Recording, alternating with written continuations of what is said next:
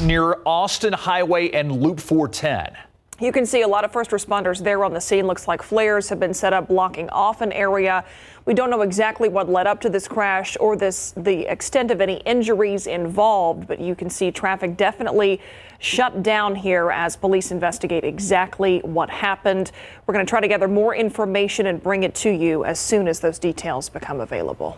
Tonight, a gun ending up in the hands of a young boy who is now in critical condition. Police determining the 12-year-old shot himself in the head accidentally. Officers now working to get a hold of that gun. This all unfolding at an apartment on Callahan Road near Callahan Road on the west side.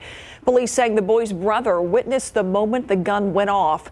Investigators believe the child's 21-year-old brother was handling that gun, possibly cleaning it, before the boy got a hold of it. A 13-year-old sister also at the home but did not witness the shooting. Police say both of the parents were at work at the time.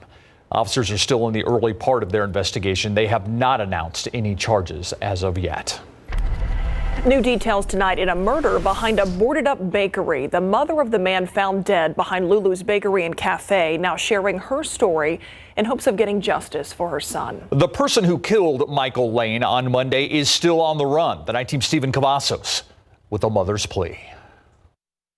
Oh, I missed his face already.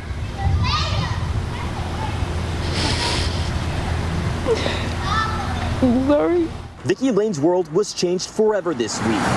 On Monday, San Antonio police found her son, 33-year-old Michael Lane, dead off North Main Avenue, just north of I-35. They say he had been shot in the head.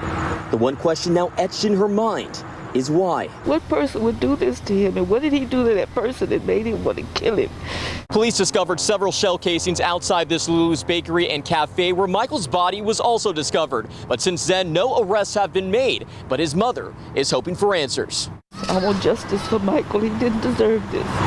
Police tell us aside from shell casings, there was no other evidence in sight. Vicki says Michael had fallen on hard times, but was trying to get back on his feet. He wanted to be baptized and be a member of the church. Despite challenges, she says Michael was always a compassionate person. And if he saw you down, he would try to lift you up. Vicki hopes her family will find peace and that the person responsible for her son's death will come forward. Turn yourself in, and they'll do the right thing. Stephen Cavazos, KSAT 12 News. New on the Nightbeat, a rash of robberies ending with an arrest and a confession. The case goes back to November 6th when police responded to back-to-back aggravated robberies. They occurred at a T-Mobile and Cricket store. Another robbery then took place on November 8th at a Walgreens on Nogalitos. On Monday, November 9th, a Crime Stoppers report featured the suspect before police say another phone store was robbed the next day. Tattoos on the man's arms were featured in that Crime Stoppers report, and he was eventually tracked to his mother's home southeast of San Antonio in Floresville. Investigators caught up with 28-year-old Pablo Munoz today. They say he shaved his head after seeing the Crime Stoppers report and changed the color of his vehicle as well. Officers say Munoz eventually confessed to 6 robberies, dating all the way back to October 26th.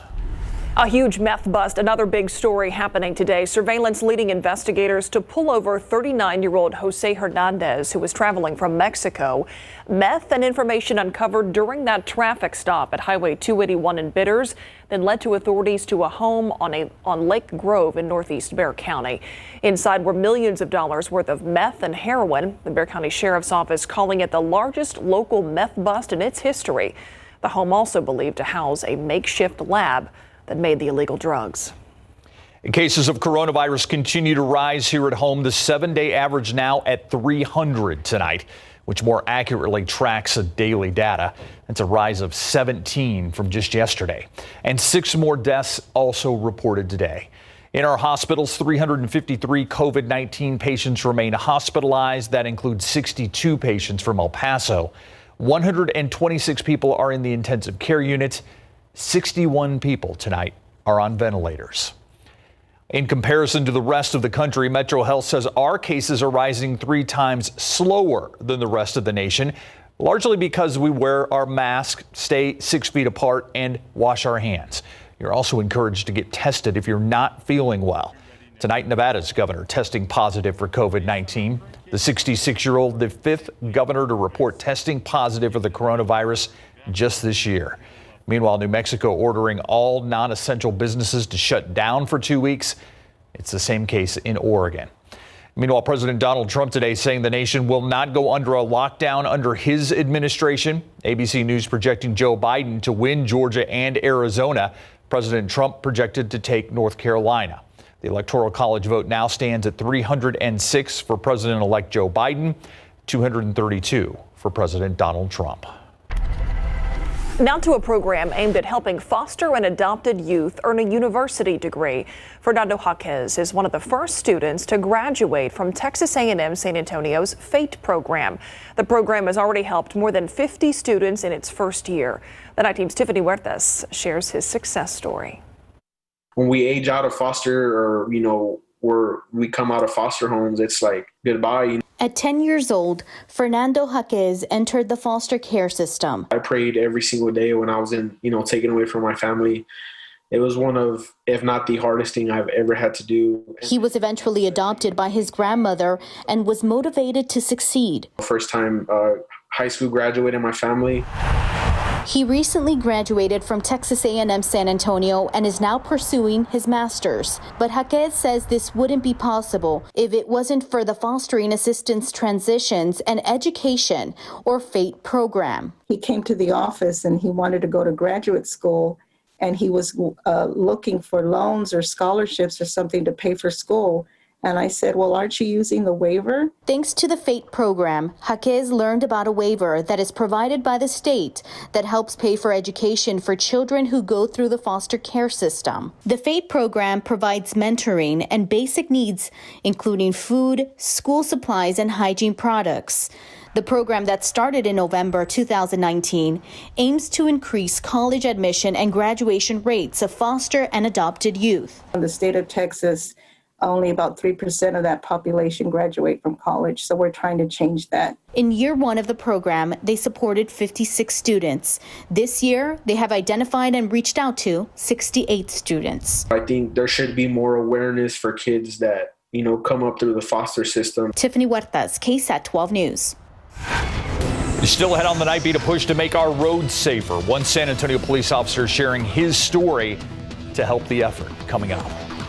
And SpaceX now doubling the number of humans it will send into space. The countdown for that launch next on the Nightbeat.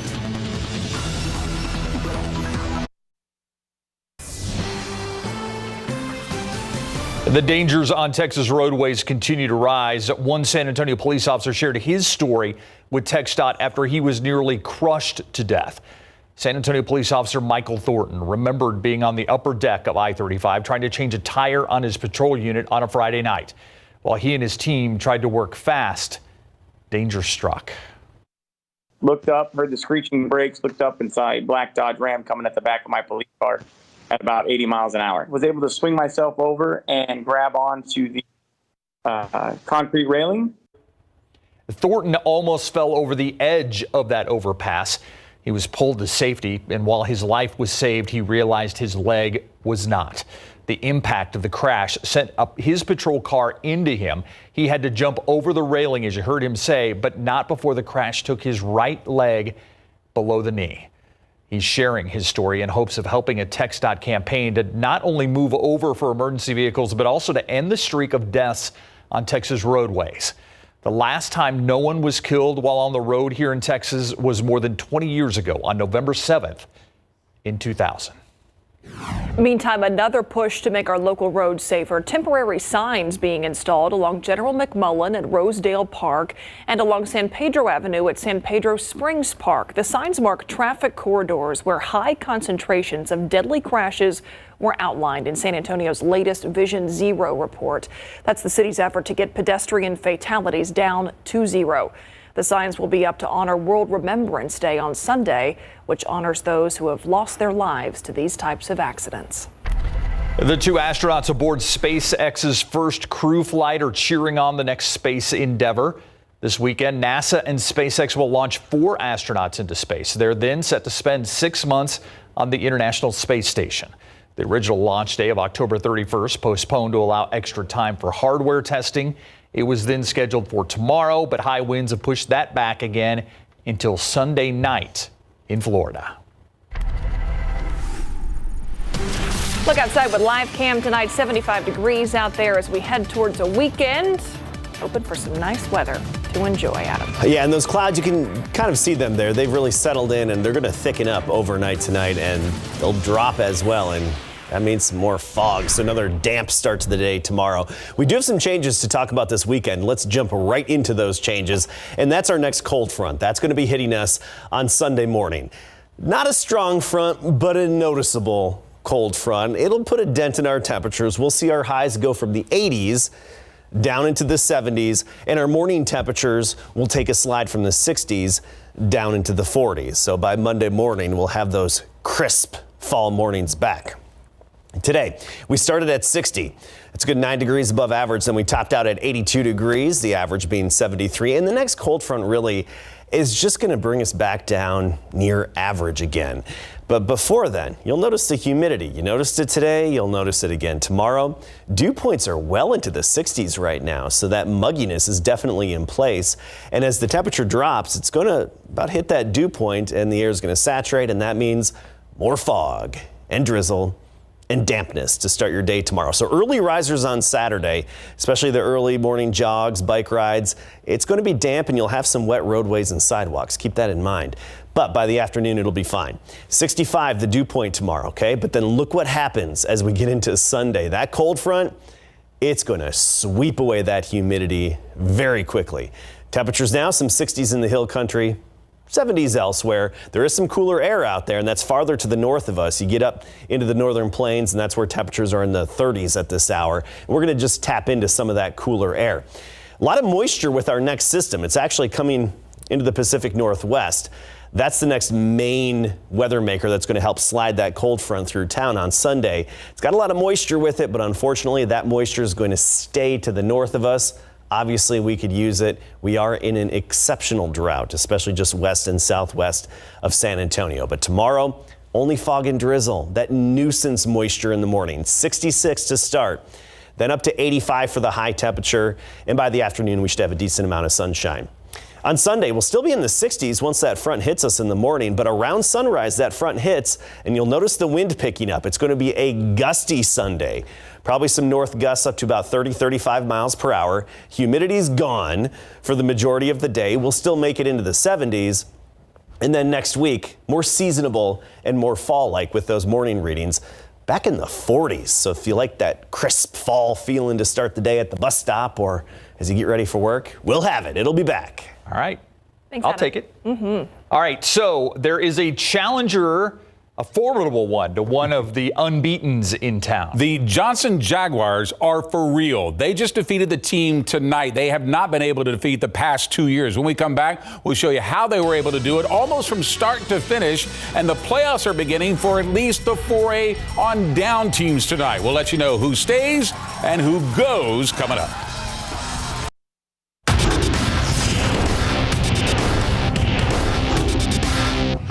Johnson Jaguar cheerleaders, and you're watching Big Game coverage on KSAT 12. Here we go. The big game and our big game coverage has the Madison Mavericks looking to ruin the Johnson Jaguars' perfect season so far. At the same time, win 3 in a row against the Jags. The number 2 ranked Johnson Jaguars will get on the scoreboard first. Ty Reasoner looking to add to his over 1,200 yards in the air finds Cannon Fairley, who makes the nice catch in the end zone for the 40-yard touchdown. Johnson leads 7-0. The Mavs fire right back. Royal Kyle finds Jalen Stewart 4-yard touchdown. We're dead even at 7 apiece. That's when Johnson starts piling it on. Running back Blair Bond from 6 yards out to go up 14-7. Then the Jags defense gets in on the fun in the second quarter. El Amin Bawa scoops up the Mavs fumble. He's bringing it right back for the 4-yard touchdown, and now it's 21-7 Johnson. They're not done just before the half. Reasoner connects with Shane Johnson in stride. This is a 49-yard touchdown. The Jaguars lead 28-7 at the half, and the Jaguars attack again in the second half, this time on a 4-yard touchdown by Blair Blunt to go up 35-7. The Jaguars win it 42-7. Johnson stays undefeated, improving to 7-0 on the season.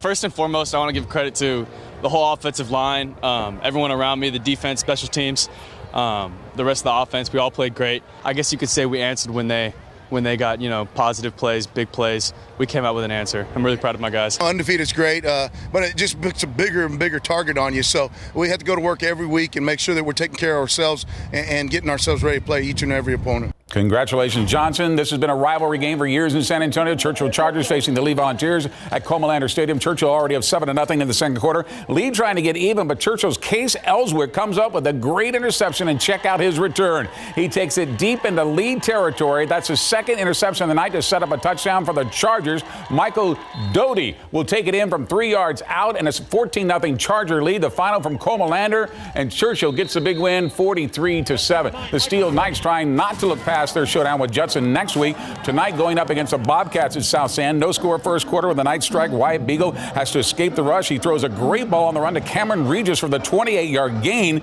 And a few plays later after this, the Knights are on the 3-yard line. Beagle hits tight end Mason Martinez for the easy touchdown. It's a quick 7-0 lead. The final from South San, 42-10 Steel. Off we go. One of the most difficult districts in the state, staying in 27-6A, where the Clemens Buffaloes are hosting the Wagner Thunderbirds at Linhoff Stadium. The Buffs are on the receiving end of the opening kickoff. They're getting a great return in the process to almost midfield, but the ball is knocked loose. A scramble to jump on it. Wagner's Jyrene Campbell comes up with the ball, and the Thunderbirds take over. L.J. Butler under center as the Thunderbirds quarterback, and all he does is follow his blockers, able to power his way into the end zone to give Wagner the early 7-0 lead. Let's head to the big game coverage scoreboard for the first time tonight to get that final. Look at this. Wagner holds off Clemens. That is still in the fourth, though, 49-35. Steel, South San, 42-10. Steel gets a big win on the road. Johnson over Madison, 42-7, and it was Churchill downing Lee 43-7. The Brennan cheerleaders had plenty to celebrate tonight, already up 21-7 over Taft when you arrive for their game at Gustafson Stadium. The Bears don't hibernate with this lead. They are pulling out all the tricks. Looks like this is going to be a reverse, but instead it's a flea flicker. Jalen Spells throws it back to quarterback Ashton Dubose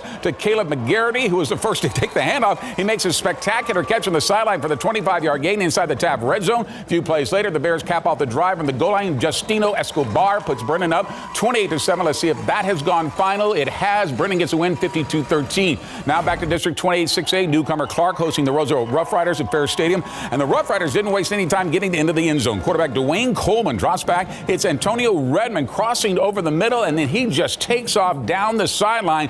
Talk about an explosive play right out of the gate. He's headed to the house for an 86-yard touchdown to give Roosevelt the early lead over Clark, 7-0. Let's see if that's gone final. It has. Roosevelt gets a win, 41-17. The Burbank Bulldogs playing a zone schedule this year during the COVID-19 pandemic, taking on the Highland Owls in just their second game of the season. The Owls up 12-6 in the third quarter, looking to extend their lead. Quarterback Jacob Gutierrez scrambles, is able to find Demarion Gonzalez in the end zone. That's a 13-yard touchdown tack on a 2-point conversion. The Owls go up 20-6 over Burbank. The final from Alamo Stadium, Highlands with a win, 40-22. Say hello to the Edison Band. The Golden Bears taking on Sam Houston in Zone A, 13-5A play. Third quarter, Edison down 20-8, looking to rally. Diego Medina takes a handoff, races in for the 10-yard score. Golden Bears go for two, convert on the quarterback keeper from Brandon Gonzalez. Edison makes it a 20-16 ball game at that time. Let's head to the big game coverage scoreboard for the final, see if they were to come back. And Sam Houston leading now the 26-23 final. Highlands over Burbank, 40-22. You saw one of those touchdowns there. Brennan over Taft, 52-13. Roosevelt over Clark, 41-17. The Kennedy cheerleaders welcome us to Edgewood Veterans Stadium.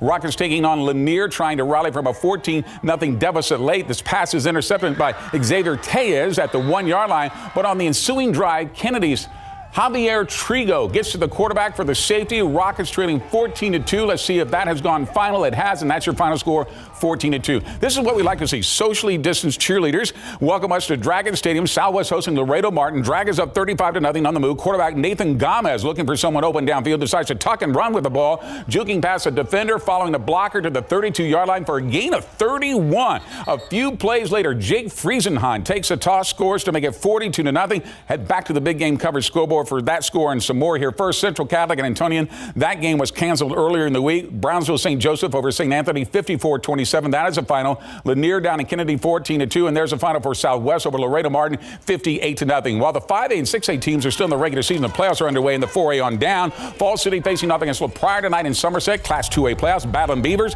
are already up 36-8. LaPrade trying to get back in the game, but the pass is picked off by Dalton Eakin, and look at him go. He's going to take it all the way back for the 53-yard Jaguar pick six. And at the half, the Battling Beavers were up 43-8. And that is a final 56-8 Falls City. Another playoff game tonight, this time in 3A. Blanco up 14-7 in the third over Poteet.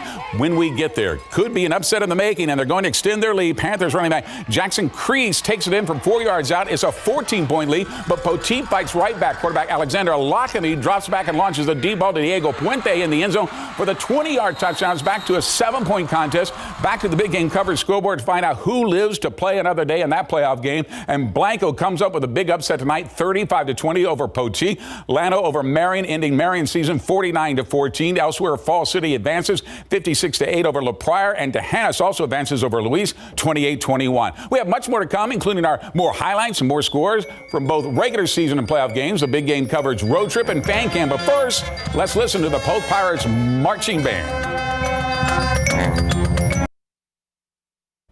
Our big game coverage road trip has photographer Eddie Latigo with 2 stops in New Braunfels for a regular season and a playoff game before heading to Seguin for their homecoming. With all the highlights, let's take it live inside our newsroom. That's where we find out Larry Ramirez. Hey, Larry. Hey, Greg, and thank you very much. We have 2 regular season games with a playoff game right in the middle. Let's kick off with a regular season contest between East Central and New Braunfels in very difficult District 27 6A.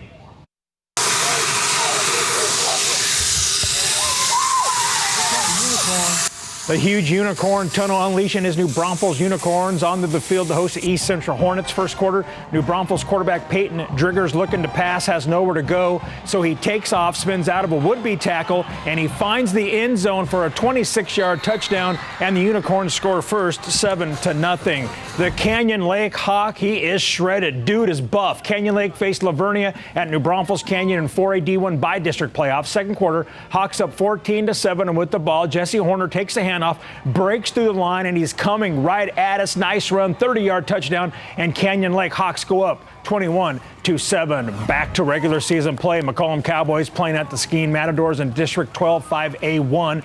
Third quarter, Cowboys ball and trailing 35-7. Handoff goes to Isaiah Leffler. He hits a wall, bounces to his right, but while he's digging for yards, the ball comes out and it's recovered by the Matadors. Moments later, that turnover leads to this. Micah Rodriguez throws down the field to Tristan Moreno. He trucks a defender. Touchdown Seguin as the Matadors extend their lead 42-7. Let's go to the scoreboard now, and New Braunfels goes on to win by a final of 48-14. Canyon Lake is a by-district champion, winning 48-27, so they are moving on. And Seguin gets the dub 68-7. A solid win for Seguin on homecoming as they chase the playoffs. Greg, back to you. All right, time now for Fan Cam, review our fan selfies cover. One of the big games in our big game coverage tonight. Here's our Andrew Seeley. Great atmosphere tonight at Greg Hotchkiss Memorial Field. San Antonio Christian hosting Katy St. John the 23rd. The away team threatening to take an early lead with a field goal, but Evan Russell screams around the end and blocks the kick. A huge play gives the Lions the ball at the 20-yard line, and they march right down the field. First, Joel Allen slings it to Michael Painter, and he's got it for a gain of 20. Then Allen finds Josh Morris inside the 15-yard line, and he fights his way down to the 3. Back-to-back third down conversions set up the first touchdown of the day, a walk-in 1-yarder from Shea Allen to take a 7-0 lead. That is the score as Fan Cam departs late in the first quarter. San Antonio Christian leading 7-0. From Greg Hotchkiss Memorial Field, Andrew Seeley, KSAT 12 Sports. Thanks, Andrew. And here's your final. Katy St. John gets a win tonight over San Antonio Christian 21-14. Holy Cross with a big win tonight over Church John Paul. What a night, huh? A lot of games going on. Great play. Thank you, Greg. We'll be right back.